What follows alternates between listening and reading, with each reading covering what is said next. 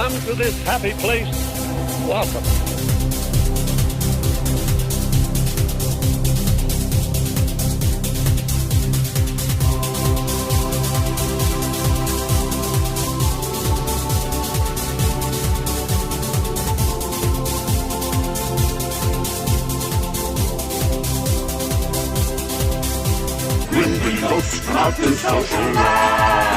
Dead men tell no tales. My siestas are getting shorter and shorter. Disneyland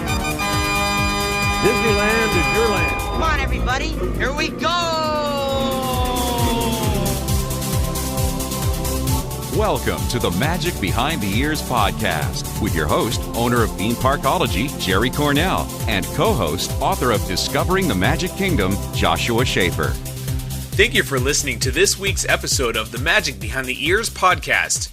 I am going to be introducing this episode by myself as Jerry is down in Disneyland getting footage for his next documentary. Last year, I was interviewed on a podcast called Living the Dream Podcast. The host was Krista Joy and the co-host was Jerry. They aren't producing any more podcasts about Disneyland and offered this unaired episode to us. I hope you enjoy it. Our guest today has spent his adult life frequenting Disneyland. As a hobby, he spends much of his spare time researching and investigating to find out the facts, not just the rumors, on a variety of topics. He's been a cartoonist and an artist since the age of 10. He's also the author, photographer, and illustrator of Discovering the Magic Kingdom. Joshua Shaffer, Jerry, and I want to welcome you to Living the Dream podcast. Thank you. I'm happy to be here. Joshua, tell us about your love for Disney and how that all began. Well, I didn't actually start going to Disneyland until I was an adult at around 21 years old. I had gone when I was 3 and again when I was 16, but I didn't really get into it. But when I was 21, I went for the first time as an adult, and it was amazing because I was seeing all this stuff that tied to my childhood, like, you know, all those cartoons that I watched growing up. And I got a season pass that first time I went. And around 2006, I started learning fun facts about the park. And I decided to start writing them down. And then I decided to type them on the computer. And then I would print them out and take them with me to talk to people in line and make friends. Then I decided, what if I just make this a little booklet?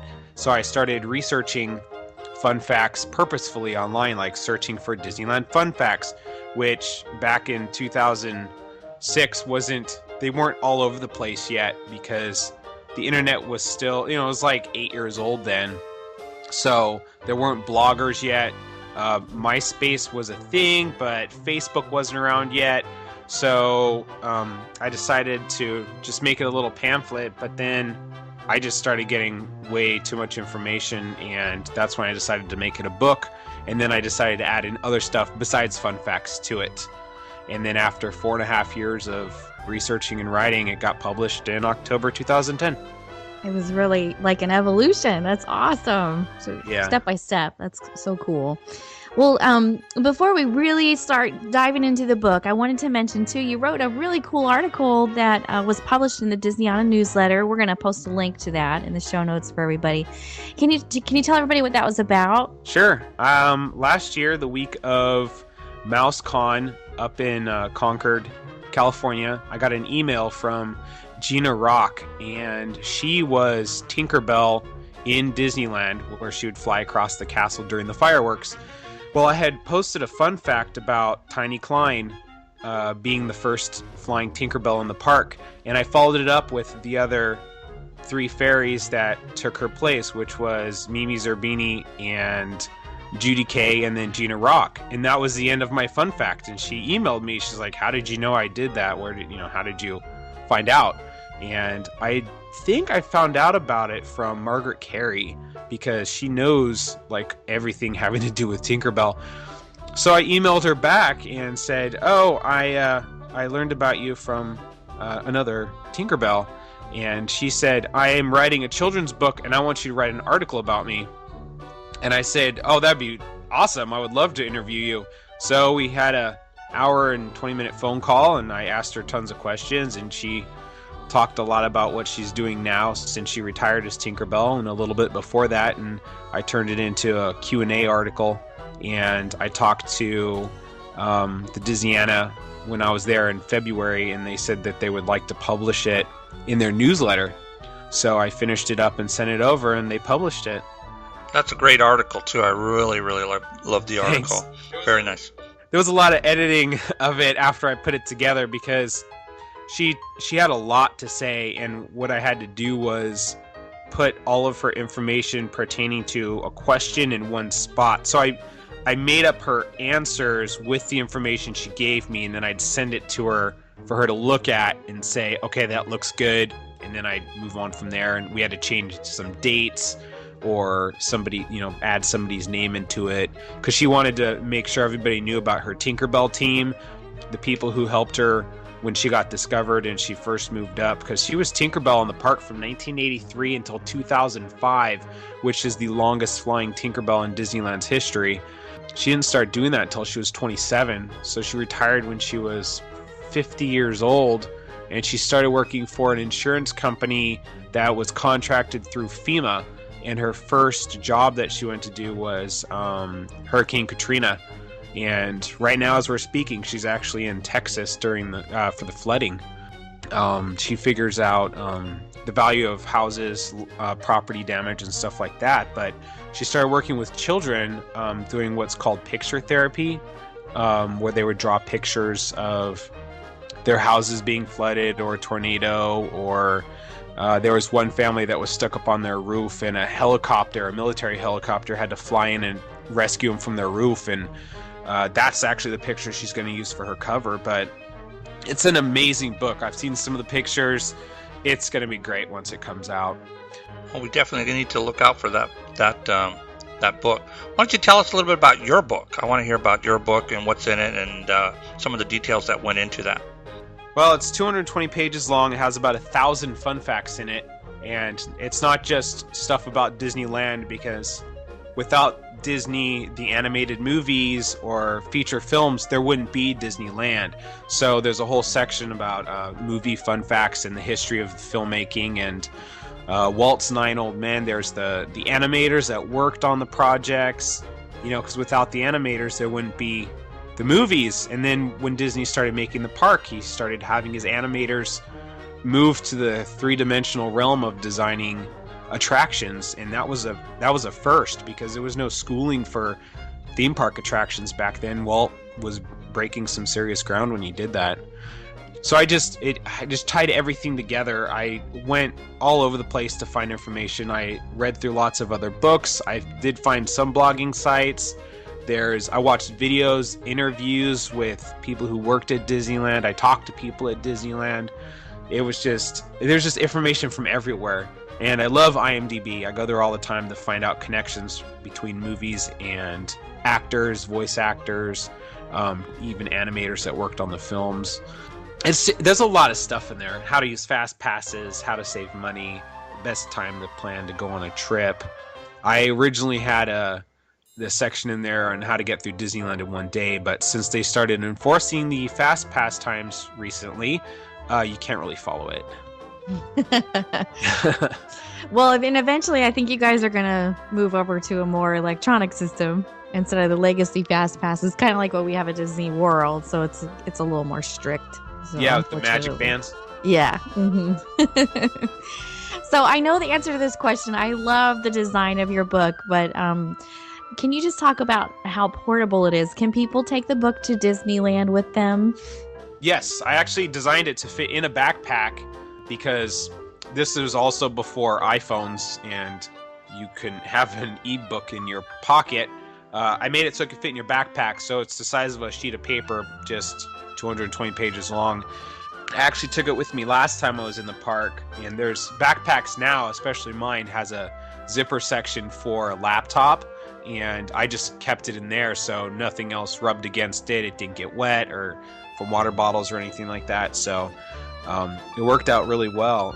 Now, I do have an ebook for it, so if people do want to carry it around on their phones in their pocket, it's a great conversational piece, because you get in line for Haunted Mansion and you can just read about Haunted Mansion while you're standing in line. That's really cool. That's really cool. Does your book cover any lost attractions, such as the People Mover, Sky Buckets, things like that? It does. I don't have like fun facts about the past attractions, but there is a full listing of all the attractions that I could find in the back of the book. There's even some stuff that I couldn't find an end date to. There used to be a singing group called the Shoeshine Boys and on Main Street, and I couldn't find like any information about them when they stopped singing. I found out when they started, but I couldn't find out an end time or even photos of them.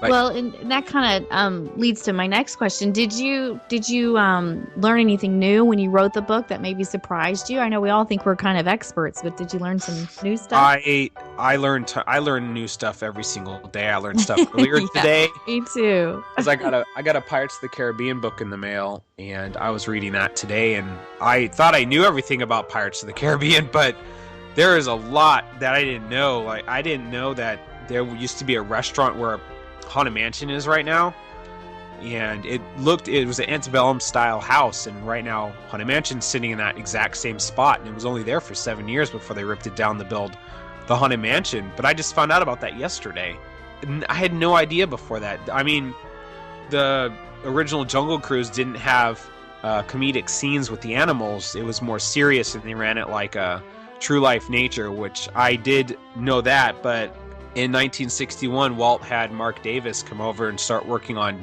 Disneyland attractions, and the first thing he put him on was Jungle Cruise, and he designed the elephant pool, which they added in 1962, and to do that they had to expand out the river, and there used to be a gazebo area where New Orleans Square is right now, and that took away part of that park area and kind of shifted their plans, because they were going to add the New Orleans Square stuff was actually going to be part of Frontierland, not its own land. And then they totally had to shift everything around. And I didn't know any of that stuff until yesterday. Was there a section in your book that you found that was very complicated to do? Let's see. I don't know. A lot of the information was out. A lot of it was just putting it together, like finding out how things were connected, because there's connections that I made in my book that nobody has made out there. And I mean, I know a lot of people don't like going to Wikipedia, but it's a great springboard for information, like if you need to know where to start to look, because you can research facts from Wikipedia to find out if they're true. You can find pictures of things. So when I would go to Wikipedia to find out just like where to start, and it would say something about an attraction's past. So I would go to like Google Images, and I would try to find pictures from 1965 when a certain thing was there, or video footage on YouTube, or something to verify that this was there. Like when they talk about Jose's cousin, the Barker bird that was outside the tiki room originally, like I saw pictures of it, so I know it was true. But there's been 15 Wikipedia pages that have used my book as a reference for those pages, and some of them would be for Ariel, Belle, Mulan, John Candy, Who Wants to Be a Millionaire, Disney dollars, the golden age of animation. There's a lot of them. One of them is one of the voice actors, Ernie Newton from the Tiki Room. Like, nobody made a page for him talking about him being a tiki bird, and so then somebody created a page and then put in his acting history and then referenced my book saying that he was one of the tiki birds. There was no photos on Jack Lindquist on his page, and then somebody used a picture of that I took of his pumpkin from Goofy's jack-o'-lantern patch in Toontown, and that's on his page now with my fun fact about his face being in Goofy's pumpkin patch. So it's really cool to see my name out there with stuff, and nobody's made those connections before, but because I wanted all the information I could find in one spot, it's all in one area. That's awesome that you did that. Just, there's value in that. People don't always realize, you don't always have to have original things to say. Just collecting information and putting it all in one spot is valuable and awesome. So thank you for doing that. Yeah.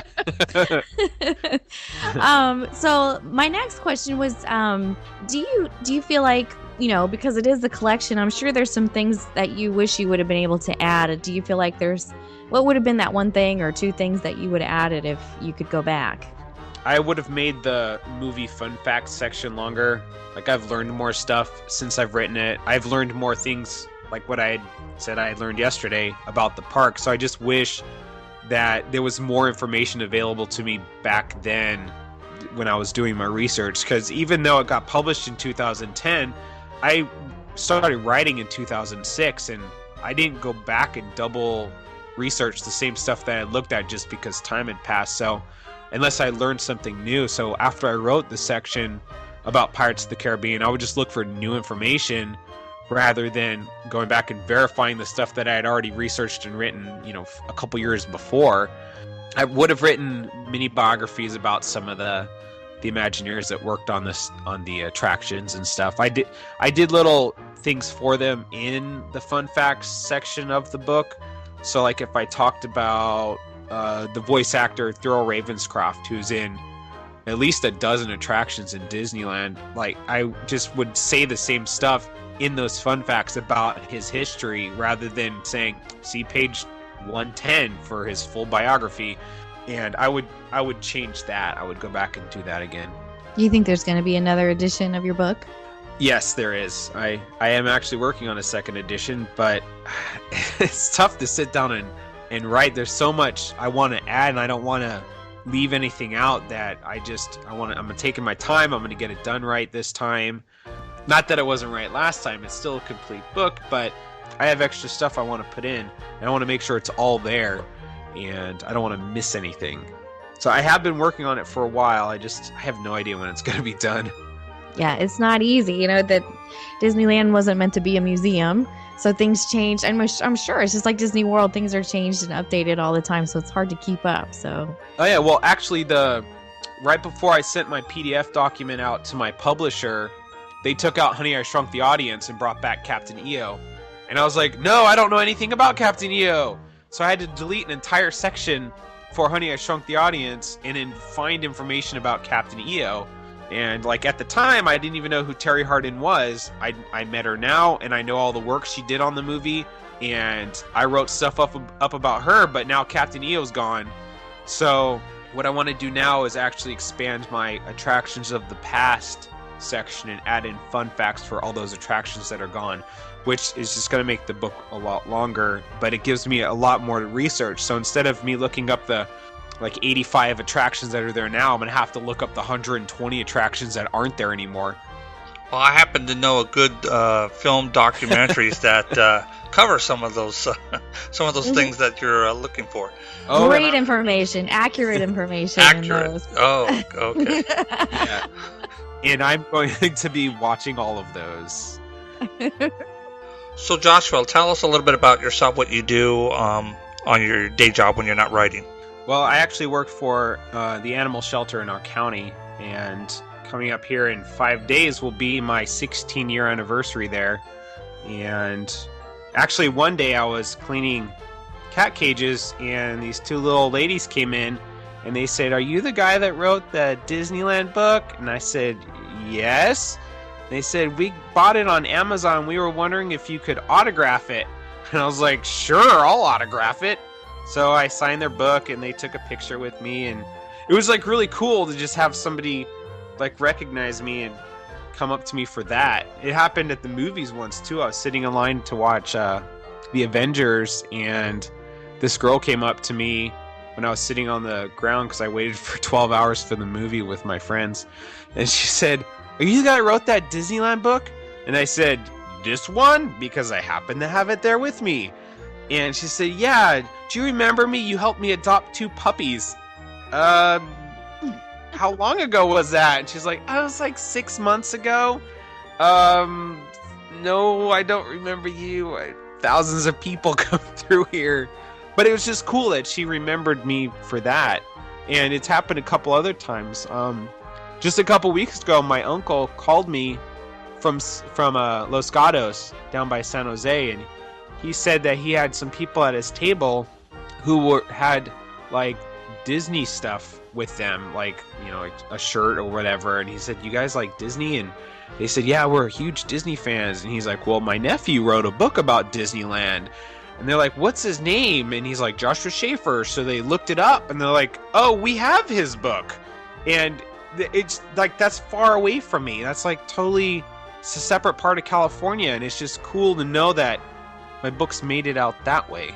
It's a fantastic book. Everyone should have this book. But I'm curious, who did you write the book for? Who was your target audience?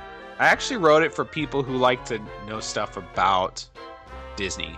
Just like, I mean, age-wise, I've had kids who just learned how to read it. I sent it to somebody, and his second grader read through the entire thing in 2 days, which is just amazing to me because I couldn't sit and read that much. I'm not a huge reader, but that's just a lot of reading. I've had older people read through the entire thing. I actually picked the font size for older people. I printed out a sheet with different font sizes and font types on it, and I took it to a couple people. One of them was my mom, and I said, which font size do you like better? And we went with font size 11 of Times New Roman because that's what they use for newspaper print, because apparently it's the easier font for your brain to read, which is why they use it for newspapers, which I didn't know about until I was printing. Now, I do have other fonts in there besides that, like the heads of the each attraction section has a different font pertaining to the attraction, or like the fun facts is done in the Fantasyland font, and just to make it, you know, a little special. And there's pictures too. There's about 110 photos in the book too. What's your favorite section of the book? Give us an example of what's in your book. Page 126 starts the fun facts section of the book. That's my favorite because that's what I wrote the book for. The attraction fun facts. The movie fun facts are earlier on, but I wrote it for the attraction fun facts. I mostly like Pirates of the Caribbean and Haunted Mansion myself, so there happens to be more information about them, but because they are such huge attractions and there was so much time put into making them, that there's more information to go with them. And do you find that people ask you questions now because you've kind of established yourself as an expert online and everywhere else? Do people ask you about different facts, like you should just have it all in your head all the time? Actually, yes. People do call me at random, or they'll tag me in posts on Facebook with questions. Like someone will post that they're going to Disneyland and they'll say, Josh, have you seen this? And then they'll tag me in it. I've been at work and I get called to another part of the building because they're trying to find out the name of the seagull from The Little Mermaid. And I'm like, that's Scuttles now. I'm going back to clean. You know, it's like everywhere. There's people they call me Mr. Disney at work. So, yeah, I have kind of filled that. And if I don't know the answer, I'll try to find it, which I can usually do because I've done so much research. I know where to look and what to look for. And I keep the PDF of my book on my phone so I can reference it. So your book has a lot of information pertaining to Disneyland and the rides and attractions that are there and have been there. Are there any behind-the-scenes information that you might have within your book? Well, I did get to go on a tour of the Dream Suite and Club 33 when I had lunch there. So I got some, insider view of my own of that. But a lot of the information that would be behind the scenes, because I personally don't know any of the Imagineers or animators that work for Disney. So I don't get like secret information that other people don't. But because I read so much information elsewhere, people have a tendency to post what they know. Like I did meet one of the Imagineers that's working on Star Wars Land. He was in line with me at the Matterhorn, and he told me like when they're expecting the land to be open, and nobody really knows that because Disney hasn't officially announced it yet. But he told me when the soft opening and hard opening is. So I thought, oh, this is kind of cool. And he told me some other things, but after he said he was working on Star Wars Land, I wasn't really paying attention to the other stuff he said. So Joshua, we all want to know when that date is. Can you share that date with us? Well, he said that the soft opening was expected to be... Oh, thank you for sharing that. We can't wait to see Star Wars Land. By the way, just out of curiosity, what's your thought on Star Wars Land? I'm just curious. Well, I'm a huge Star Wars fan, so I'm excited for it. I am sad that they took out the petting zoo because I like seeing the goats, and the pardoned turkey every Thanksgiving from the president. But those are gone now, and they quit having the reindeer, and I like seeing those around Christmas time too. So I'm excited for it, and as soon as it opens, I'm going to be going there. So Joshua, how can people get your books, and what kind of events can we expect to see you at? Well, you can get my book from my website, discoveringthemagickingdom.com, or you can get it on Barnes & Noble, Amazon, pretty much any other website out there if you want. It does cost more because they have to make a profit as well. My book does have returnability now, which I was just able to add this last February. So now big chain bookstores can actually carry it on shelf, whereas they couldn't before. So you might actually see it if you go into your local bookstore, if there's any left. To see me in person, I'm actually going to be at the Disneyana convention this July down in Anaheim, and I'll have a table there signing my book and answering questions. The last time I was there in February, it was tons of fun. I talked Disney the entire day. Everybody had questions for me. People tried to stump me. I got stumped a couple times. People out there who know a lot about Disney as well. But it was a great time. I have book signings up by where I live too, occasionally. But my next one up here in Northern California is going to be at the MouseCon convention in November at the Concord Hilton. Well, Josh, we are excited about sharing this interview with our listeners. Thank you so much for your time today. We really appreciate you being with us. You are welcome anytime. And we'll absolutely put links in the show notes to how everybody can get your book and follow you online. And we'll be in touch. We look forward to your next edition coming back out, and we'll have you back on the show for that. Well, thank you very much. We want to thank you for joining us on the Magic Behind the Ears podcast. If you want to get more information about my DVDs, you can click on over to www.themeparkology.com. And if you want to get a copy of my book, just visit discoveringthemagickingdom.com. Thank you again for joining us. We look forward to talking to you next time. Bye. Bye. Thank you for listening to the Magic Behind the Ears podcast with your hosts, Jerry Cornell and Joshua Shaffer. Theme song music montage was created by James Presley. All interviews were acquired by Theme Parkology.